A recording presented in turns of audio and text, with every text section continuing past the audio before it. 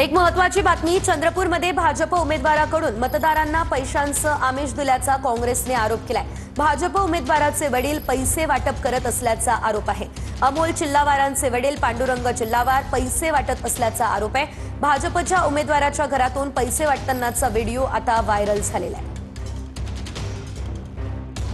456 बस वो लेकिन जिनके घर में चार लोग बैठते हैं वहाँ चेक करके आए। ठीक है, ये नाम आणखी एक महत्त्वाची बातमी, बीडमध्ये रात्री पैसे वाटत असल्याचा 2 तरुणांवर आरोप आहे। दुचाकीच्या डिक्कीमध्ये पैसे असल्याचा व्हिडिओ व्हायरल झालेला आहे। तर आता कुठलीही रक्कम आढळलेली नाही अशी माहिती पोलिसांनी दिलेली आहे। तर बीडमध्ये पैसे वाटप करत असलेले हे तरुण असल्याचं कळतं। या संदर्भातला व्हिडिओ व्हायरल झाला। पैसे वाटप हे 2 तरुण करत होते असा आरोप झालेला आहे। मात्र कुठलीच रक्कम सापडली नाही असं पोलिसांचं म्हणणं आहे। दुचाकीच्या डिक्कीमध्ये पैसे आणि एका पक्षाचे पोस्टर आढळले।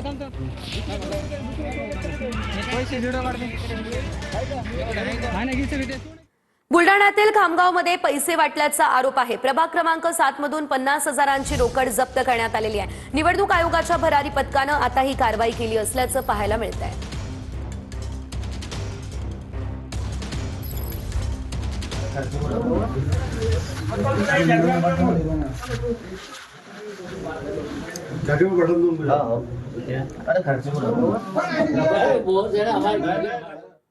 तर तिकडे बुलढाण्यामध्येच उमेदवारांचे नातेवाईकही पैसे वाटत होते असा एक व्हिडिओ व्हायरल झाला। प्रभाग क्रमांक 10 मधील उमेदवारांचे नातेवाईक पैसे वाटप करत असल्याचा आरोप होतोय। निवडणूक आयोग कारवाई करणार का, याकडे आता सर्वांचंच लक्ष लागलेलं आहे।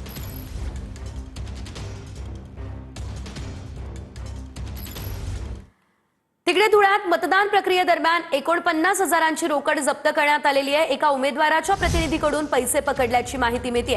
निवडणूक विभागाकडून या संदर्भात कारवाई सुद्धा सुरू करण्यात आलेली आहे। आपण पाहतोय 49,000 रुपयांची रोकड पोलिसांनी जप्त केलेली आहे। धुळ्यामध्ये मतदान प्रक्रियेदरम्यानच ही रोकड सापडली। एका उमेदवाराच्या प्रतिनिधीकडून खरं तर हे पैसे पकडण्यात आलेले आहेत आणि लगेचच पोलिसांनी कारवाई सुद्धा केली आहे। तर तिकडे माथेरानमध्येही 5 लाखांची रोकड जप्त झालेली आहे। तरुणाची चौकशी सुरू आहे। हॉटेलचे पैसे असल्याचं तरुणानं सांगितलं, स्पष्टीकरण दिलं। पोलिसांकडून प्रकरणाची मात्र सखोल चौकशी सुरू करण्यात आलेली आहे।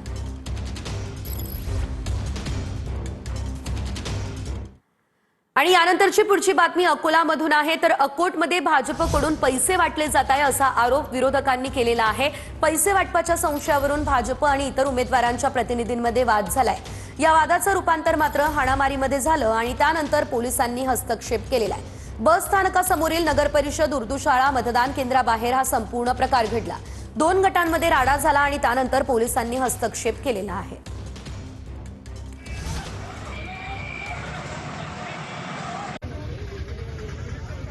बीजेपी पक्षाकडून पैसे इथं आलेले आहेत आणि बूथच्या अक्षरशः बूथच्या बाहेर पैसे वाटप सुरू आहेत।